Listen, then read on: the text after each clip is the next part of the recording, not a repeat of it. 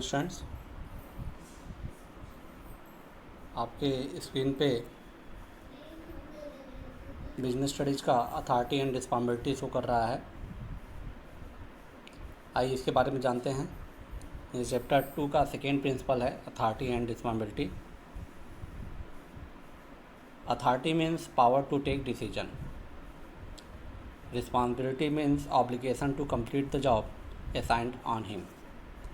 Authority का मतलब होता है वास्तव में वो जो पावर है, जिस पावर के बेसिस पे आप डिसीजन लेते हैं, डिसीजन मेकिंग करते हैं, वो क्या होता है, आपका अथॉरिटी होता है। और रिस्पॉन्सिबिलिटी मीन्स, रिस्पॉन्सिबिलिटी का मतलब होता है duty to complete the job assigned on him. आपका जो कर्तव्य है, जो कि आपको जॉब दिया गया है, जो काम दिया गया है, उसको आप टाइम पे कंप्लीट करें। According to this principle there must be balance or parity between the authority and responsibility. ये प्रिंसिपल जो है हेनरी फ्यूल के द्वारा दिया गया है।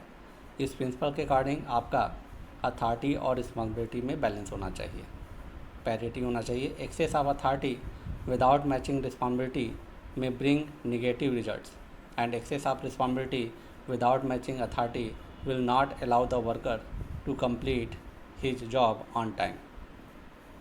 यदि किसी वर्कर को अधिक अथॉरिटी दे दिया जाए और उसके रिस्पॉन्सिबिलिटी से वो अथॉरिटी मैच नहीं कर रही है, तो उसका एक नेगेटिव रिजल्ट आएगा और वो अथॉरिटी का मिसयूज करना स्टार्ट करेगा।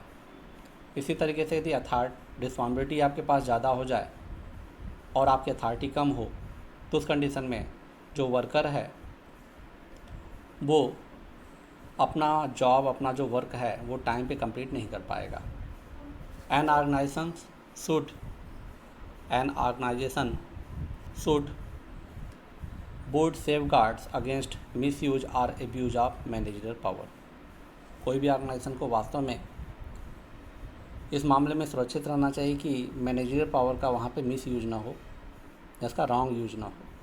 अ manager should have the right to punish the subordinate for willfully not obeying a legitimate order, but only after sufficient opportunity has been given to a subordinate for giving his or arguments। कोई भी manager को वास्तव में a manager should have the right to punish the subordinate. कोई भी manager को वास्तव में ये राइट होना चाहिए कि वो अपने सबऑर्डिनेट को पनिश कर सके for willfully not obeying a legitimate order. वास्तव में उसके पीछे कोई पर्पज़ होना चाहिए, कोई कारण होना चाहिए, कोई रीज़न होना चाहिए। ऐसा नहीं कि मनमाना अपने मनमर्जी के हिसाब से किसी भी आप सबऑर्डिनेट को आप पनिश कर दें। और इसके पहले, पनिशमेंट से पहले, but only after sufficient opportunity has been given to a subordinate. आप अपने सबऑर्डिनेट को सफिशिएंट अपॉर्चुनिटी दीजिए, पर्याप्त अवसर दीजिए for giving his her arguments.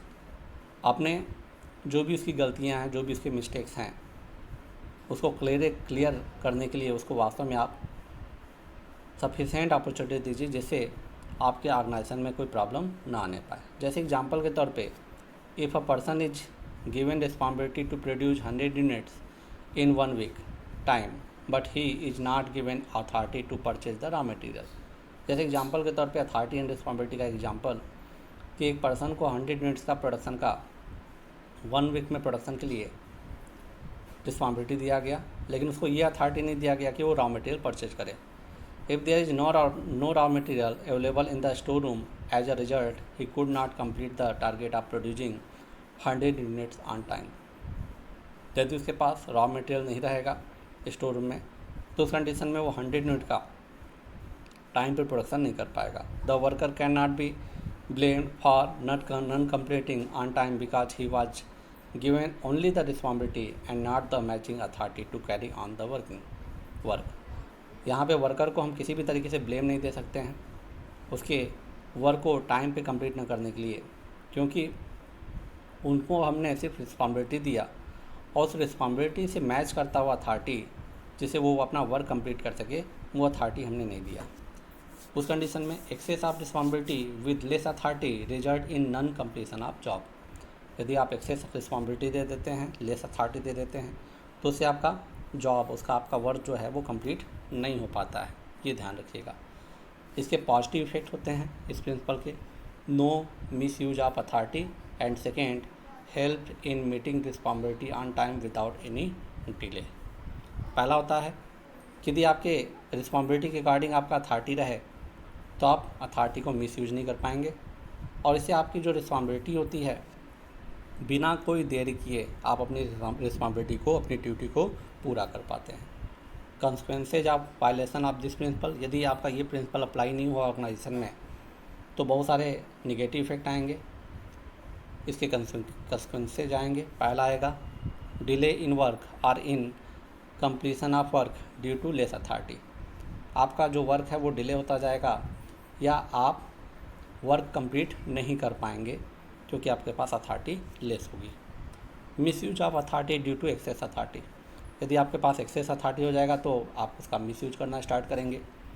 Overburden with work with excess responsibility, और उसके साथ साथ यदि आपकी रिस्पॉन्सिबिलिटी ज़्यादा हो जाएगी तो वर्क आपके पास ओवरबर्डन होगा। कुछ की वर्ड्स होते हैं अथॉरिटी एंड रिस्पॉन्सिबिलिटी को एक्सप्लेन करने के लिए।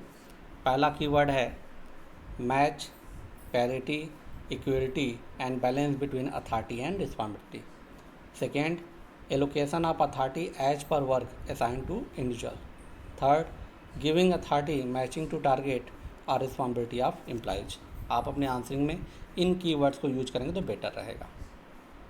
इसके साथ साथ आपको एक केस प्रॉब्लम को आइए देखते हैं, समझते हैं, और ये इसी अथॉरिटी एंड रिस्पॉन्सिबिलिटी से रिलेटेड है, तो आप आसानी से समझ सकते हैं कि इसका आंसर आपका अथॉरिटी एंड रिस्पॉन्सिबिलिटी होगा। पहला जैसे केस स्टडीज देगा कि manager should have right to punish a subordinate for wilfully not obeying a legitimate order but only after sufficient opportunity has been given to his her case. Identify the principle of management highlighted here. तो कौन सा principal यहाँ पे highlight कर रहा है?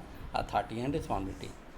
Second case studies, the salesman of ABC limited could not achieve his sales target of 1000 units. On inquiry, it was found that he was not allowed to take decision related to give discount or credit to any of his customer. State the principle of management violated in this case. ABC limited का salesman था, वो अपना sale target 1000 units का complete नहीं कर पाया। ये देखा गया कि वास्तव में it was found that he was not allowed to take decision related to give discount और credit to any of his customer. देखा गया कि वास्तव में इसलिए टारगेट पूरा नहीं कर पाया क्योंकि उसको ये डिस्काउंट या क्रेडिट कस्टमर को देने का डिसीजन जो था उसको नहीं दिया गया। State the principle of management violated in this case. आप देख रहे हैं उसके रिस्पॉन्सिबिलिटी के अकॉर्डिंग उसका अथॉरिटी नहीं दिया गया, इसलिए वो अपना टारगेट पूरा नहीं कर पाया। तो कौन सा प्रिंसिपल ऑफ मैनेजमेंट यहाँ पे वायलेटेड हो रहा है? Authority and responsibility. I hope समझ गए होंगे स्टूडेंट, बहुत इंपॉर्टेंट है ये। नेक्स्ट डे हम अगला प्रिंसिपल के बारे में बात करेंगे।